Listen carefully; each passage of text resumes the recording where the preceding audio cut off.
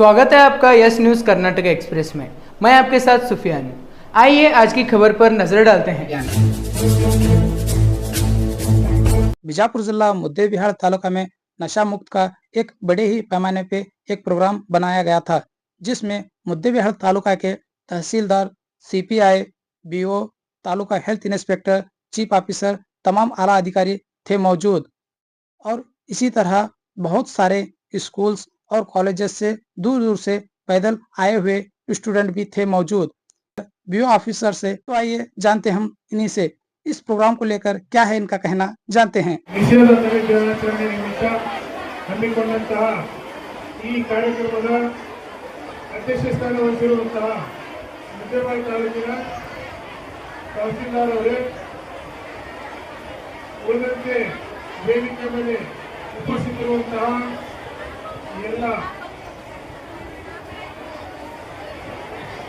ಮುಖ್ಯ ಅತಿಥಿಗಳೇ, ಆಹ್ವಾನಿತರೆ, ಈ ಕಾರ್ಯಕ್ರಮದ ಕೇಂದ್ರ ಬಿಂದುವಾಗುವಂತಹ ಮುದ್ದೇಬಿಹಾಳ ತಾಲೂಕಿನ ಎಲ್ಲ ಕಾಲೇಜಿನ ಶಾಲೆಯ ಪ್ರಿಯ ವಿದ್ಯಾರ್ಥಿ ಮಿತ್ರರೇ, ಗಾಂಜಾ ಆಗಲಿ, ಮಾವ ಆಗಲಿ, ಅಫೀಮ್ ಆಗಲಿ, ಇನ್ನೊಂದಾಗಲಿ ನಶೆ ತರುವಂತಹ ವಸ್ತುಗಳನ್ನು ಸೇವಿಸಿದರೆ ಏನಾಗುತ್ತೆ?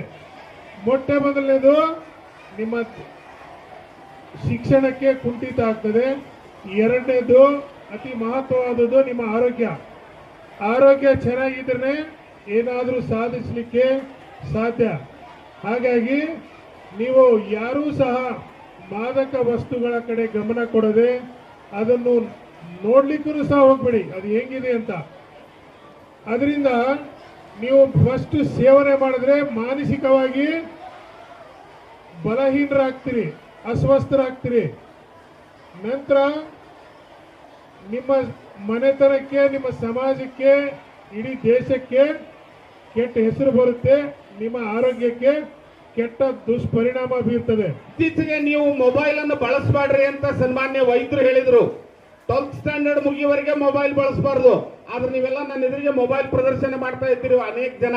ಇರ್ಲಮ್ಮ, ನಂದ ಶೂಟಿಂಗ್ ಮಾಡಕತ್ತಿ, ಬಹಳ ಚಲೋ.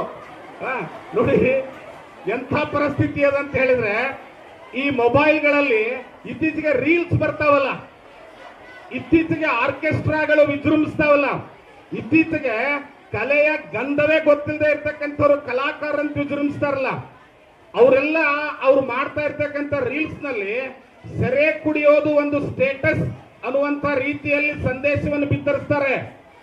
ಅದನ್ನು ನೋಡಿರ್ತಕ್ಕಂಥ ಕಿಶೋರಾವಸ್ಥೆಯ ಅಂತಿಮ ಘಟ್ಟದಲ್ಲಿರ್ತಕ್ಕಂಥ ನೀವುಗಳು, ಪ್ರೌಢಾವಸ್ಥೆಗೆ ಸಾಕ್ತಾ ಇರ್ತಕ್ಕಂಥ ಅಡೋಲೋಸೆನ್ಸ್ ಎಡ್ಜ್ ನಲ್ಲಿರ್ತಕ್ಕಂಥ ನಿಮ್ಗಳಿಗೆ ಏನ್ ಅನಿಸ್ತದೆ ಅಂದ್ರ, ಅಣ್ಣ ರೀಲ್ಸ್ ದಾಗ ಹೇಳ್ಯಾನ ಸೆರೆ ಕುಡಿಯೋದು ಭಾರಿ ಮಜಾ ಅಂತೇಳಿ ನೀವು ತಮ್ಮಗಳು ಮರುದಿವ್ಸ ಸೆರೆಕ್ ಹೋಗ್ತೀರಿ. ತಮ್ಮ ಹೋಗಿ ನಾಯಕ್ ಬಿಡ್ಲಿ ಅಂತ ತಂಗಿನೂ ಹೊಕ್ಕಳ. ಇತ್ತೀಚಿನ ಒಂದು ಪೇಪರ್ ಪ್ರೆಸೆಂಟೇಷನ್ ಸಂಶೋಧನಾ ವರದಿ ಇಲ್ಲೇ ನಮ್ಮ ಟೆಂಟಲ್ಲೇ ಇರಬಾರ್ದು, ಪ್ರತಿಯೊಂದು ಮನೆಗೂ ಹೋಗ್ಬೇಕು. ಈಗ ಏನು ಮೀಡಿಯಾದಾಗ ಹೆಂಗ್ ಹೋಗ್ತೈತಿ ಹಂಗ ಪ್ರತಿಯೊಂದು ಮನೆಗೂ ತಲುಪಬೇಕು. ಅರಿವು ಮತ್ತು ಜಾಗೃತಿ ಮೂಡಿಸೋ ಕಾರ್ಯಕ್ರಮ ಆಗಬೇಕು ಅಂತ ಹೇಳ್ತಾ ಈ ಒಂದು ಕಾರ್ಯಕ್ರಮ ಇಲ್ಲಿ ಬೆಳಗ್ಗೆಯಿಂದ ನಡೀತಾ ಇದೆ. ಬೆಳಗ್ಗೆಯಿಂದ ನೀವು ಬಹಳ ಇದಾಗಿ ಶಾಂತರಿದ್ದಾಗಿ ಇಲ್ಲಿವರೆಗೆ ಗಿಳಿದ್ರಿ. ಮತ್ತೆ ಇದನ್ನ ನಿಮ್ಮ ಶಾಲೆ ಹೆಡ್ ಮಾಸ್ಟರ್ ಆಗಲಿ, ಟೀಚರ್ ಆಗಿ ಗಮನಕ್ಕೆ ತರಬೇಕು. ಆದಷ್ಟು ಮಾದಕ ವಸ್ತುಗಳನ್ನ ಉಪಯೋಗಿಸ್ಕೋಬಾರ್ದು ಮತ್ತು ಅದನ್ನ ಯಾರು ಮಾಡ್ತಾರೆ ಅದನ್ನ ನೀವು ತಿಳಿಸ್ಬೇಕು. ಹಾಗೆ ಈಗ ನೀವು ಮೊಬೈಲ್ ಬಗ್ಗೆ ಹೇಳಿದ್ರು, ಮೊಬೈಲ್ ಅನ್ನ ನೀವು ಸ್ಟೂಡೆಂಟ್ಸ್ ಬಹಳ ಯೂಸ್ ಮಾಡ್ತೀರಿ. ದಯಮಾಡಿ ಮೊಬೈಲ್ಗಳನ್ನ ಬಹಳ ಮಿತವಾಗಿ ಉಪಯೋಗಿಸ್ಬೇಕು. ನಿಮ್ಮ ಶಾಲೆ ಪಠ್ಯಕ್ಕೆ ಮಾತ್ರ ಇವೆಲ್ಲ ರೀಲ್ಸ್ ನೋಡೋದಾಗ್ಲಿ, ರೀಲ್ಸ್ ನೋಡಿ ನೀವು ಅದನ್ನೇನು ಮಾಡಕ್ ಹೋಗಿ ಏನು ಮಾಡ್ತೀರಿ, ಬಹಳ ನೀವೆಲ್ಲ ಟಿವಿಗಳಲ್ಲಿ ನೋಡ್ತಾ ಇದ್ರಿ ರೀಲ್ಸ್. ಎಲ್ಲರಿಗೂ ನಮಸ್ಕಾರಗಳು.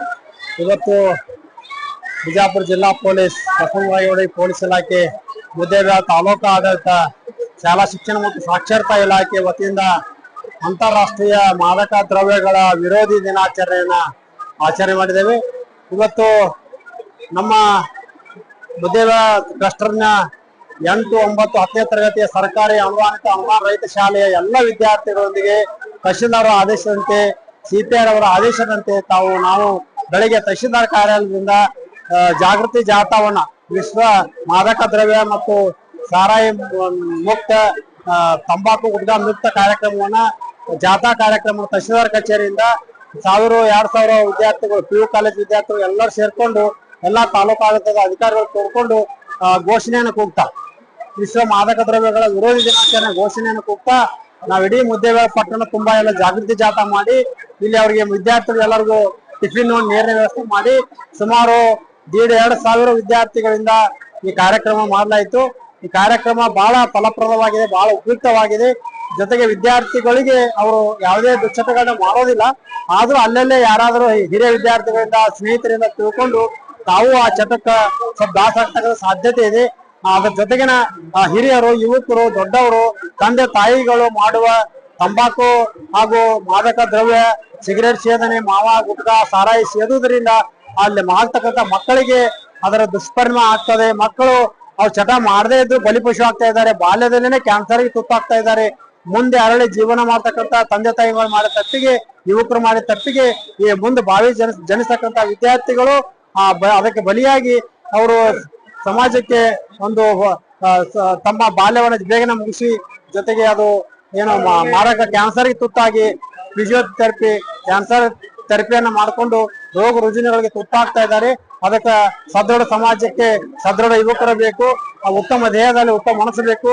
ಅದಕ್ಕೆ ಎಲ್ಲ ವಿದ್ಯಾರ್ಥಿಗಳು, ಪಾಲಕರು, ಪೋಷಕರು ಉತ್ತಮ ಹವ್ಯಾಸ, ಉತ್ತಮ ಜೀವನ, ಉತ್ತಮ ರೋಗ ಚಟಗಳ ರಹಿತ ಜೀವನವನ್ನು ಮಾಡಿಕೊಂಡು ಸದೃಢ ಸಮಾಜ ನಿರ್ಮಾಣ, ಉತ್ತಮ ದೇಹದಲ್ಲಿ ಉತ್ತಮ ಮನಸ್ಸಿದೆ, ದೇಶಕ್ಕೆ ಉತ್ತಮ ಸದೃಢ ಯುವಕರನ್ನ ಬೆಳೆಸಲಿಕ್ಕೆ ಅನ್ನ ದವಾಖಾನೆಗೆ ಹೋಗಲಾರದೆ, ರೋಗ ರುಜಿನ ಆಗಲಾರದೆ ಉತ್ತಮ ಹವ್ಯಾಸ ಬೆಳೆಸ್ಕೊಂಡು ಉತ್ತಮ ಜೀವನವನ್ನ ನಿರ್ವಹಿಸಬೇಕು. ನಮಗೆ ಸಾರಾಯಿ ಬೇಡ, ಜೀವನ ಬೇಕು. ತಂಬಾಕು ಬೇಡ, ಜೀವನ ಬೇಕು. ಗುಟ್ಕಾ ಬೇಡ, ಜೀವನ ಬೇಕು. ಡ್ರಗ್ಸ್ ಬೇಡ, ಜೀವನ ಬೇಕು. ಆರೋಗ್ಯ ಬೇಕು, ಆರೋಗ್ಯವೇ ಭಾಗ್ಯ ಅಂತಕ್ಕಂಥದ್ದನ್ನ ನಾವೆಲ್ಲ ಪಾಲಿಸಿ ವಿದ್ಯಾರ್ಥಿಗಳ ಮುಂದಿನ ಭಾವಿ ಪ್ರಜೆಗಳ ಏಳಿಗೆಗೆ ನಾವು ಎಲ್ಲ ಕೂಡಿ ದುಡಿಯೋಣ ಅಂತಕ್ಕಂಥ ಮಾತನ್ನ ಹೇಳಿ ನನ್ನ 2 ಮಾತು ಮುಗಿಸುತ್ತೇನೆ. ಜೈ ಹಿಂದ್, ಜೈ ಕರ್ನಾಟಕ. ಶಿಕ್ಷಕರನ್ನೇ ಗುಡ್ರ ತಿಂತಾರ, ಸಿಗರೇಟ್ ಸೇರ್ತಾರೆ, ಅಂತವ್ರಿಗೆ ಏನ್ ಹೇಳ್ತೀರಿ ಸರ್? ತಪ್ಪು ಅದೆಲ್ಲ ತಪ್ಪು. ನಾವು ಮೀಡಿಯಾದಲ್ಲಿ ಹೇಳೇ ಇರ್ತೀವಿ, ಅಂತ ಕ್ರಮ ಮಾಡ್ತೀವಿ ಅಂತ ಹೇಳಿ. ಯಾವುದೇ ರೀತಿಯಿಂದ ಶಾಲಾ ಆವರಣದಲ್ಲಿ ಶಾಲೆ ಮುಕ್ತ ತಂಬಾಕು ಮುಕ್ತ ವಲಯ ಅಂತ ಘೋಷಣೆ ಆಗಿರ್ತದ. ಅಲ್ಲಿ ಯಾವುದೇ ಶಿಕ್ಷಕರಾಗಿರ್ಬೋದು, ಯಾರು ಆಗಿರ್ಬೋದು, ತಂಬಾಕು, ಗುಟ್ಕಾ, ಬಿಡಿ ಸೇದೋದು, ತಂಬಾಕು ಮಾರೋದು ಸಹಿತ ನಿಷೇಧ ಇದೆ. ನಾವು ಸಂದರ್ಭಾನುಸಾರ ಮೀಟಿಂಗ್ ದಲ್ಲಿ ಎಲ್ಲ ಶಿಕ್ಷಕರು ಹೇಳ್ತೀವಿ ಸರ್. ಇದ್ರ ಮೇಲೆ ಯಾವುದೇ ಶಿಕ್ಷಕರು ಕ್ರಮ ಮಾಡ್ತೀವಿ. ಆ ತರ ಬಂದ್ ಮಾಡ್ತೀವಿ ಸರ್, ಕ್ರಮ ಮಾಡ್ತೀವಿ.